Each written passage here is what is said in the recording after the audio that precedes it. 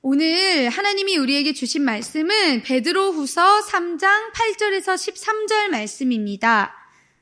베드로후서 3장 8절에서 13절 말씀입니다. 제가 가진 성경에는 신약 386페이지 정도에 있습니다. 베드로후서 3장 8절에서 13절 말씀.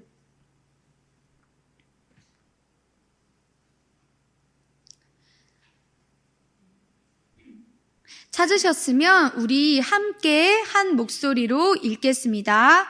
시작. 사랑하는 자들아, 주께는 하루가 1000년 같고 1000년이 하루 같다는 이 한 가지를 잊지 말라. 주의 약속은 어떤 이들이 더디다고 생각하는 것 같이 더딘 것이 아니라 오직 주께서는 너희를 대하여 오래 참사 아무도 멸망하지 아니하고 다 회개하기에 이르기를 원하시느니라. 그러나 주의 날이 도둑같이 오리니 그날에는 하늘이 큰 소리로 떠나가고 물질이 뜨거운 불에 풀어지고 땅과 그 중에 있는 모든 일이 드러나리로다. 이 모든 것이 이렇게 풀어지리니 너희가 어떠한 사람이 되어야 마땅하냐? 거룩한 행실과 경건함으로 하나님의 날이 임하기를 바라보고 간절히 사모하라.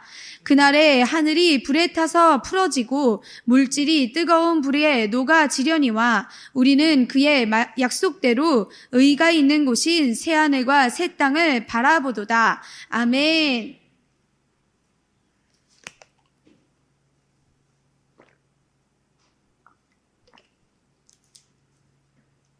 오늘 저는 베드로후서 3장 8절에서 13절 말씀을 가지고 다시 오실 주님을 맞이하며 라는 제목으로 이 시간 말씀을 나누겠습니다. 올해가 진짜 며칠 안 남았어요. 그래서 조금 있으면 이제 우리가 2020년 끝나고 2021년 새해를 맞이하는데 이때 우리가 성탄절, 대강절과 성탄절 지나면서 이 땅에 오신 예수님을 기억하고 또 다시 오실 예수님을 기억하자고 그렇게 지난주에 우리도 말씀을 같이 들었어요. 그래서 지금 이때 정말 이제 며칠 안 남은 지금 이때에 다시 한번 정말로 반드시 다시 오실 우리 주 예수 그리스도를 생각하면서 새로운 한 해는 어떻게 주님의 백성으로, 주님의 자녀로, 또 주님의 성도로 어떻게 살 것인지 그 마음을 새롭게 하는 그런 시간이 되면 좋겠습니다. 먼저 도둑같이 올 주님의 날에 대해 이야기해 보겠습니다. 도둑같이 올 주님의 날, 오래 참으시고 기다리시는 하나님에 관해서 이야기를 해보려 해요. 베드로후서 3장 8절에서 10절 우리가 같이 읽었는데요. 이 말씀에서 먼저 우리가 알아야 할 것은 종말은 분명히 온다는 사실이에요. 분명히 올 종말. 성경에는 종말이 분명하게 나와 있어요. 한 번만 나오는 게 아니라 여러 곳에 걸쳐서 처음부터 마지막까지 종말이 성경에 적혀 있어요. 오늘 본문에 적힌 종말의 모습도 무시무시해요. 특별히 10절, 여기 10절이랑 그리고 뒤에 12절에서 비슷한 구절로 반복이 되는데요. 한번 다시 볼까요? 베드로후서 3장 10절. 그러나 주의 날이 도둑같이 오리니 그날에는 하늘이 큰 소리로 떠나가고 물질이 뜨거운 불에 풀어지고 땅과 그 중에 있는 모든 일이 드러나리로다. 12절에 하나님의 날이 임하기를 바라보고 간절히 사모하라. 그날에 하늘이 불에 타서 풀어지고 물질이 뜨거운 불에 녹아지려니와. 이거를요 조금 더 쉽게 설명하면 하늘이 아주 요란한 소리를 내면서 불에 타서 사라지는 거예요. 하늘이. 그리고 이 물질, 이제 세상을 구성하는 그 물질이죠. 까미니 아는지 모르지만 원소라는 그런 개념으로 우리가 이해하면 그것조차도 다 불에 타서 녹아 없어지고 땅과 그 안에 있는 모든 게 다 드러나는 거예요. 그러니까 모든 게 다 녹아서 이 세상이라고 말하는 게 완전히 사라지는 거예요. 좀 더 말씀에 나온 걸 보자면요. 마태복음 24장 29절에는요. 그날 환난 후에 즉시 해가 어두워지며 달이 빛을 내지 아니하며 별들이 하늘에서 떨어지며 하늘의 권능들이 흔들리리라. 이 인자, 이제 다시 오실 예수님이 오실 때 이렇게 된다는 거예요. 그리고 요한계시록 20장 11절에는요. 또 내가 크고 흰 보좌와 그 위에 앉으신 이를 보니 땅과 하늘이 그 앞에서 피하여 간데 없더라. 땅과 하늘이 없어. 지금 우리가 상상을 할 수가 없죠. 이사야 24장 19절에는요. 땅이 깨지고 깨지며 땅이 갈라지고 갈라지며 땅이 흔들리고 흔들리며. 이게 상상이 열심히 상상해 보려고 해도 다 상상이 안 돼요. 진짜 이 날이 올 때를 우리가 보게 된다면 그냥 너무 놀라서 기절할 수도 있을 것 같아요. 이렇게 엄청난 종말이 이 세상에 나타나요. 하나님 다시 오심으로. 근데 세상 사람들은요, 이 성경에 나오는 종말은 믿지를 않아요. 에이, 뭐 그거 뻥이지 뭐. 그런 게 어디 있어. 근데 이 성경에 나오는 종말은 믿지 않는데 세상의 종말은 두려워해요. 무슨 말이냐면 성경에 이렇게 우리는 말씀으로 기록되어 있는 이 종말의 징조들도 종말의 이 정말 마지막 모습도 우리는 말씀으로 믿지만 세상 사람들은 이게 상상도 안 되고 그냥 거짓말처럼 여겨지지만 지금 막 우리가 이제 성경에서 말하는 마지막 때의 징조라고 말하는 그런 모습들을 세상 사람들도 보잖아요? 그럼 그걸 보면 막 두려운 거예요. 진짜 세상이 끝나는 거 아니야? 그래서 세상이 끝나는 거는 두려워한다는 거예요. 그러면 왜 믿지 않을까? 베드로후서 3장 3절에서 4절에 나오는데요. 먼저 이것을 알지니 말세에 조롱하는 자들이 와서 자기의 정욕을 따라 행하며 조롱하여 이르되 주께서 강림하신다는 약속이 어디 있느냐? 조상들이 잔 후로부터 만물이 처음 창조될 때와 같이 그냥 있다 하니. 조롱한다는 거예요. 이 성경에 적힌 그대로 마지막 때가 오면 예수님이 뭘 어떻게 다시 와? 예수님이 어딨어? 아유, 세상에 정말 어딨어? 말씀에 적혀 있는 그대로이기 때문에 사람들은 믿지를 않는 거예요. 세상 사람들은. 예수님을 믿지 않는 사람들은 세상의 종말에 대해서 아무리 얘기를 하고 성경이 가르쳐줘도 그냥 조롱하고 비난하고 그냥 무시해버리는 거예요. 그러는데도 자기들이 두려워하는 그 세상의 끝날은 올까봐 세상이 영원할 것처럼 지금 살고 있는데 끝이 올까봐 두려워하는 거예요. 그래서 자기가 원하는 대로 하고 싶은 대로 막 이렇게 저렇게 살면서 세상이 주는 권력도 권세도 힘도 모든 좋은 것들도 다 취하고 사는데도 불구하고 진짜 세상이 끝나면 어떡하지? 하고 두려워하니까 자기들 인간적인 방법으로 막 준비를 하는 거예요. 이를테면 막 재난이 오죠? 자연재해가 막 일어나면 사재기를 막 해요. 물건을 막 쓸어 담아 마트에 가서 어떻게든 살아남으려고. 그리고 부자들은요 벙커를 짓는데요. 벙커. 아주 튼튼한 벙커를 아주 비싼 돈을 들여서 지하에 벙커를 만들고 뭐 만약에 핵전쟁이 나든지 진짜 엄청난 뭐 일들이 일어나면 거기에 숨어서 자기는 보호받기 위해서 그렇게 인간적인 방법들을 간구하는 거예요. 그리고 이렇게 세상의 종말을 말세다 말세하면서 막 두려워하는데 어떤 사람들은요 너무 극단적으로 그냥 이 세상의 종말이 오기 전에 죽음을 택하기도 하는 거예요. 실제로 이 하민이가 이제 태어나기 훨씬 전이지만 2000년이 될 때 막 밀레니엄 막 세기 말의 시대다. 2000년 새 시대가 되면은 지구가 종말하는 거 아니야? 어디 행성 부딪히는 거 아니야? 큰일 나는 거 아니야? 막 사람들이 막 뭐 컴퓨터 숫자로 막 그걸 찾고 무슨 일이 일어날까 막 예상을 하고 상상을 하고 그랬어요. 근데 그 와중에 또 어떤 무리들이 있었냐? 사람들을 현혹하고 미혹해서 잘못된 두려움과 공포를 심어줌으로 우리가 빨리 이 세상이 망하기 전에 우리 얼른 휴거돼야 된다 하면서 집단으로 죽고 이런 잘못된 선택을 한 사람들도 있었어요. 그런데 우리가 알아야 할 것은 이런 세상의 종말이 온다 그래서 우리를 두렵게 하고 우리가 공포에 떨게 만들고 그래서 잘못된 선택들을 하게 만드는 거는 절대로 올바른 신앙이 아니에요. 올바른 믿음이 아니고요. 하나님이 주시는 것이 절대로 아니에요. 하나님은요, 우리에게 처음과 마지막을 알려주시는 것도 다 우리에게 희망을 주기 위해서인 거지, 우리가 두려워서 죽어버리라고 하는 게 절대 아니에요.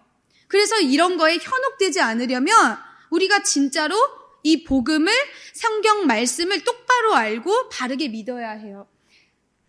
요한복음과 로마서와 예레미야 말씀을 적어놨는데요. 요한복음 14장 27절에 평안을 너희에게 끼치노니 곧 나의 평안을 너희에게 주노라. 내가 너희에게 주는 것은 세상이 주는 것과 같지 아니하니라. 너희는 마음에 근심하지도 말고 두려워하지도 말라.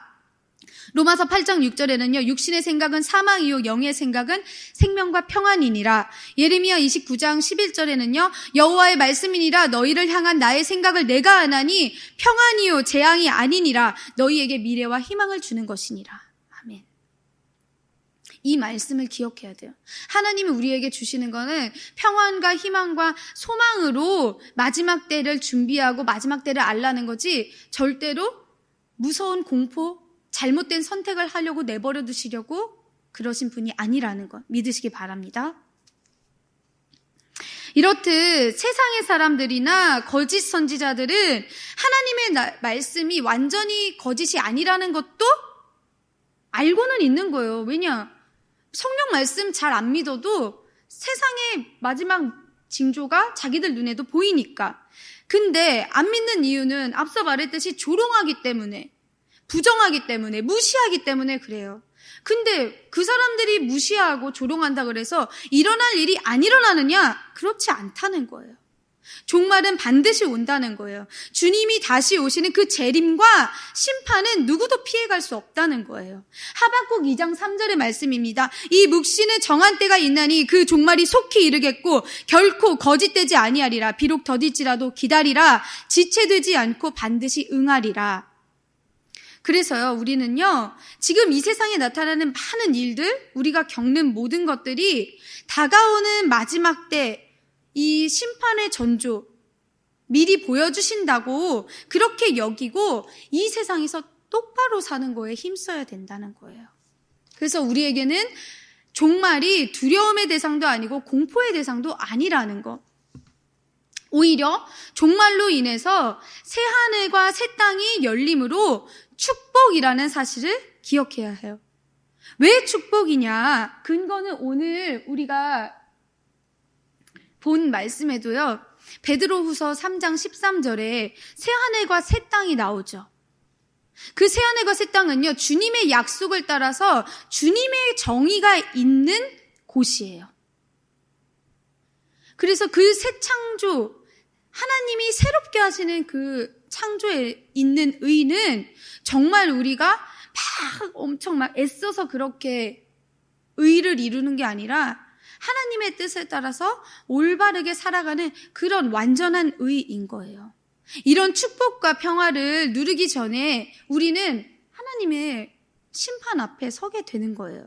로마서 14장 10절 후반절에는 우리가 다 하나님의 심판대 앞에 서리라 말했고요. 고린도 후서 5장 10절에도 이는 우리가 다 반드시 그리스도의 심판대 앞에 나타나게 되어 각각 선악간에 그 몸으로 행한 것을 따라 받으려 함이라. 주님이 다시 오셔서 우리의 모든 걸 판단하실 건데, 우리의 행위도 판단하실 건데, 그럼 우리가 진짜로 주님의 거룩한 자녀로 만물의 청지기로 의롭다고 옳다고 주님께 인정받고 칭찬받을 수 있을까? 그런 고민을 해야 한다는 거예요. 지금 이 세상을 그냥 막 이렇게 내 육신이 편안하게 사는 게 우리의 목적이 아니라 우리의 최종 목적은 천국 본향, 하나님의 나라 다시 만날 주님, 그것을 기억하고 우리가 진짜로 고민해야 할 게 무엇인지 바로 알고 고민하고 성령께 묻는 우리가 되면 좋겠습니다. 두 번째는요, 연기되고 있는 종말이에요. 미루어지고 있다는 거죠. 베드로후서 3장 8절 9절에요. 주께는 하루가 1000년 같고 1000년이 하루 같다는 이 한 가지를 잊지 말라 그랬어요.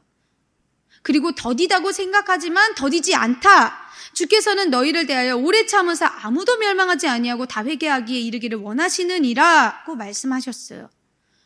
하루가 1000년 같고 1000년이 하루 같다는 의미는 뭐예요? 인간의 시간과 하나님의 시간이 완전히 다르다는 거예요. 우리에게는 더딘 것 같아요. 너무 천천히 오는 것 같아요. 그런데 하나님의 시간표는 그렇지 않다고요. 시편 90편 4절의 말씀이에요. 주의 목전에는 1000년이 지나간 어제 같으며 밤의 한순간 같을 뿐임이이다. 아멘. 또 나오죠. 하박국 2장 3절.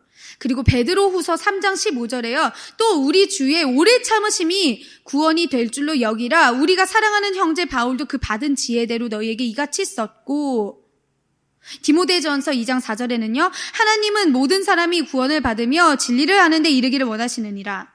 이 말씀이 말해주는 건 뭐예요? 종말이 연기되고 있는 이유는 하나님이 더 많은 사람을 구원하시고 싶어서, 한 사람이라도 더 구원을 받으라는 주님의 깊은 배려와 큰 사랑하심이 이 말씀에 나타나 있는 거예요.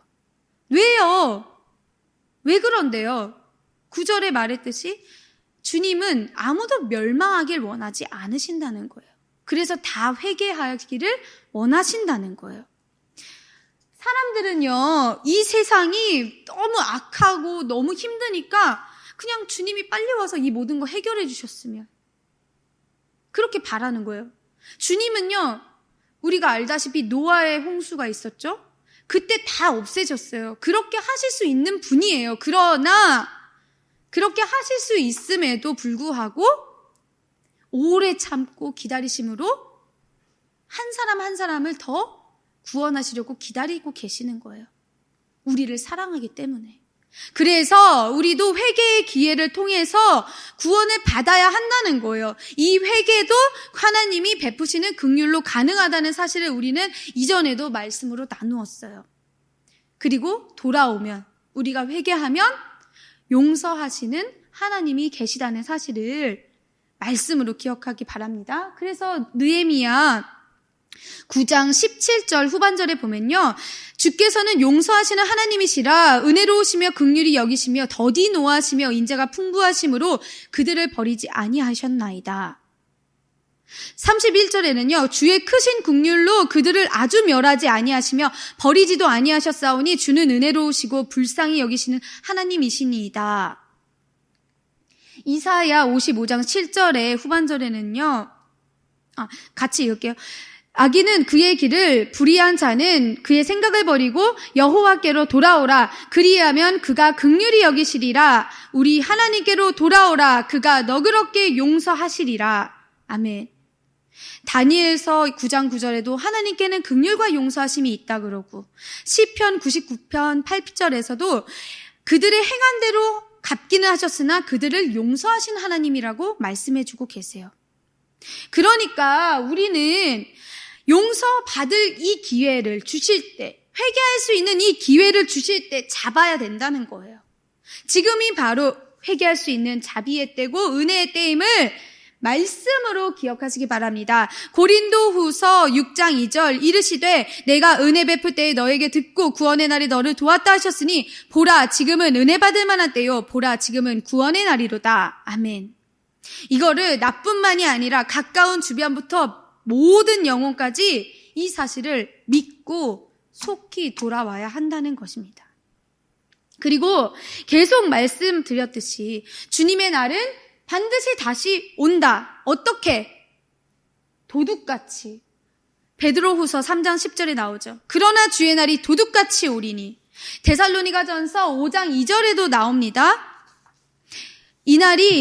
주의 날이 밤에 도둑같이 이럴 줄을 너희 자신이 자세히 알기 때문이라. 이 도둑같이 응한다는 건 뭐예요? 예고 없이 찾아온다는 거예요. 도둑이 똑똑똑 저 들어가겠습니다. 이렇게 와요? 안 그러죠.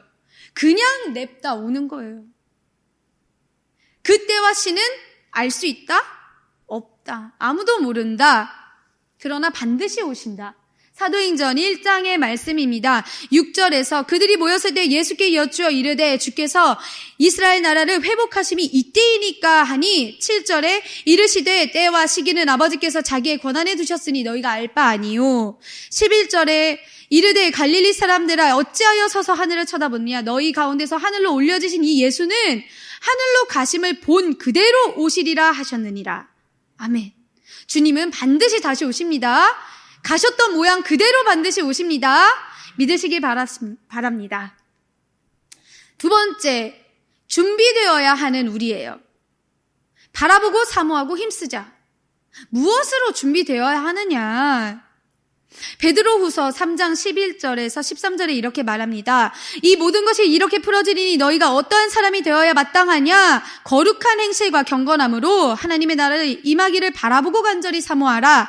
그날에 하늘이 불에 타서 풀어지고 물질이 뜨거운 불에 녹아지려니와 우리는 그의 약속대로 의가 있는 곳인 새하늘과 새 땅을 바라보도다. 반드시 다시 오시는 주님의 날이, 이 심판의 날이, 이 운명의 날이 그냥 오면은 우리 그냥 맞이할 거예요? 안 돼요. 우리 준비하고 준비되어야 한다는 거예요. 하나님이 오래 참으시고 기다리시는 이 때에 우리가 어떤 사람으로 살지, 어떤 사람으로 준비될지가 굉장히 중요한 거예요. 그러면 우리가 바라보고 사모해야 할 건 무엇이냐? 12절에 나오죠. 하나님의 날이 임하는 것을 바라보고 간절히 사모하라. 그리고 13절에 나옵니다. 의가 있는 곳인 새하늘과 새 땅을 바라보도다. 새하늘과 새 땅에 대해서 좀 더 살펴볼까요? 요한계시록 21장 1절의 말씀입니다. 또 내가 새하늘과 새 땅을 보니 처음 하늘과 처음 땅이 없어졌고 바다도 다시 있지 않더라. 2절에는요. 또 내가 보매 거룩한 성 새 예루살렘이 하나님께로부터 하늘에서 내려오니 그 준비한 것이 신부가 남편을 위하여 단장한 것 같더라. 후반부에는요. 27절에 무엇이든지 속된 것이나 가증한 일 또는 거짓말하는 자는 결코 그리로 들어가지 못하되 오직 어린 양의 생명책에 기록된 자들만 들어가리라. 이사야 60장 21절에서는요. 내 백성이 다 의롭게 되어 영원한 땅을 차지하리니 그들은 내가 심은 가지요 내가 손으로 만든 것으로서 나의 영광을 나타낼 것인즉. 이사야 65장 17절에는요. 보라 내가 새하늘과 새 땅을 창조하나니 이전 것은 기억되거나 마음에 생각나지 아니할 것이라. 뒤에는 너희는 내가 창조하는 것으로 말미암아 영원히 기뻐하며 즐거워할지니라. 보라 내가 예루살렘을 즐거운 성으로 창조하며 그 백성을 기쁨으로 삼고 내가 예루살렘을 즐거워하며 나의 백성을 기뻐하리니 우는 소리와 부르짖는 소리가 그 가운데서 다시는 들리지 아니할 것이며. 로마서 8장 21절에는요. 그 바라는 것은 피조물도 썩어짐의 종노릇한 데서 해방되어 하나님의 자녀들의 영광의 자유에 이르는 것이니라. 이 말씀이 다 새하늘과 새 땅, 새 예루살렘에 대해서 말해주고 있는데요. 이게 말해주고 건 뭐냐? 주님이 다시 오셔서 이루시는 하나님의 나라는 완전히 새롭고 엄청난 곳이라는 거예요. 슬픔도 없고 모든 게 너무나 풍요롭고 정말 하나님의 영광이 드러나고 온전하고 완전한 정의가 있는 곳이라는 거예요. 하나님의 영광이 비추는 곳. 그래서 앞에서 말했듯이 이 새로운 이 새 창조 안에서 이루는 의라는 것은 하나님의 뜻을 따라 올바로 살아가는 게 그때 가서는 완전해진다는 거예요. 종말과 다시 시작될 완전한 하나님의 나라. 이 사실을 기억하시기 바랍니다. 그러면 우리는 주님이 다시 오실 날을 맞이하기 어떻게 준비해야 하느냐? 앞에서 우리가 말했어요. 신랑을 기다리는 신부처럼. 신랑 예수님을 기다리는 신부처럼. 신부가 어떻게 해요? 신랑이 어떻게 해요? 결혼식을 기다리죠. 주님 다시 오실 날을 말씀으로 확실히 믿고 기도하면서 마음으로 소원하고 간절히 사모해야 돼요. 이 믿음과 소원함과 사모함은요, 우리의 행실로도 나타나야 되는 거예요. 우리의 삶의 모습으로 나타나야 된다는 거죠. 정결하고 곱게 단장하죠, 신부가. 너무 이쁘잖아요. 그렇듯이 우리도 하나님 보시기에 정결하고 곱게 준비되어야 한다는 거예요. 어떻게? 말씀에 나온 것처럼 거룩한 행실과 경건으로. 성도라는 그 직분에 맞게 진실한 마음을 일깨우고 진짜 성도의 삶을 살아야 된다는 거예요. 즉, 이거는 하루아침에 되는 게 아니에요, 사실은. 그럴 수도 있죠. 하루아침에 뚝딱 하나님이 엄청난 은혜를 쏟아 부으셔서 될 수도 있어요. 그러나 사실은 매일매일 우리가 하나님의 말씀을 묵상하고 말씀을 실천하는 것 외에는 다른 방법이 없어요. 이렇게 우리가 훈련이 돼야 되고 준비가 되어야 한다는 거예요. 이게 바로 신앙의 생명을 불어넣는 거예요.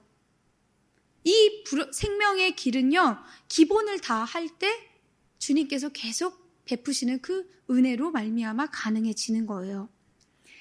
말씀을 적어 보았어요. 이 말씀은요, 우리가 이전에도 함께 다 나누었던 말씀들인데요. 다 하나님의 말씀을 지키면 어떤 복이 있는지 그런 말씀인 거예요. 특별히 여호수아 1장 8절을 읽겠습니다. 이 율법책을 내 입에서 떠나지 말게 하며 주야로 그것을 묵상하여 그 안에 기록된 대로 다 지켜 행하라. 그리하면 내 길이 평탄하게 될 것이며 내가 형통하리라. 잠언 6장 23절에는요. 대저 명령은 등불이요 법은 빛이요 훈계의 책망은 곧 생명의 길이라. 뒤에는 시편의 말씀들을 적어 놓았죠. 시편에서도 말씀하죠.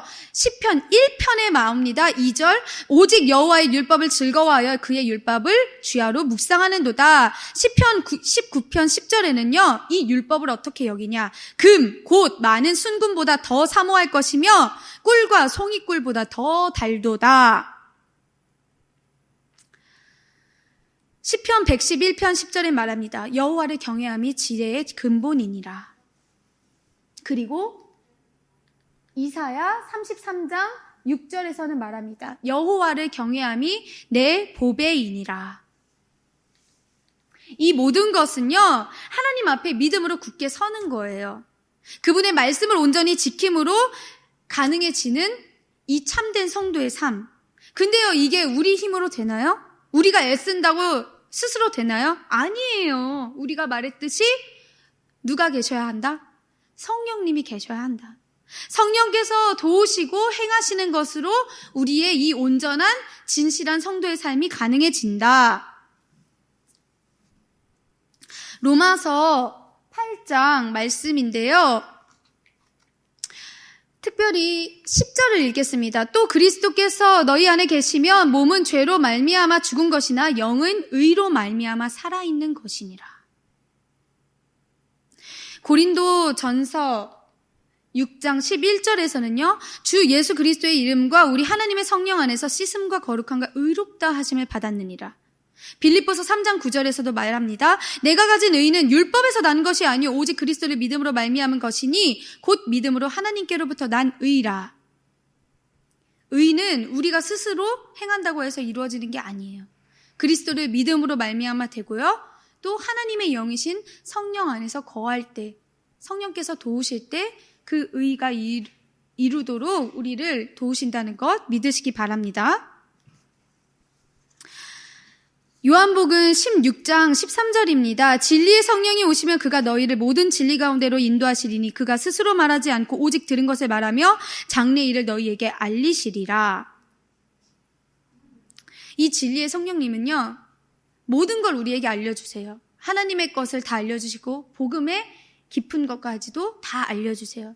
그리고 계속해서 증언하시고요. 갈 방향도 알려주세요. 이 PPT에 다 적지 못했지만 신약 성경에 특별히 사도행전 말씀을 보면 정말 성령께서 무엇을 하시는지 그게 다 나와요. 그래서 우리는요. 성령을 받아야 하고요. 성령님과 함께함으로 하나님 안에 온전히 속해 있어야만 한다는 거예요.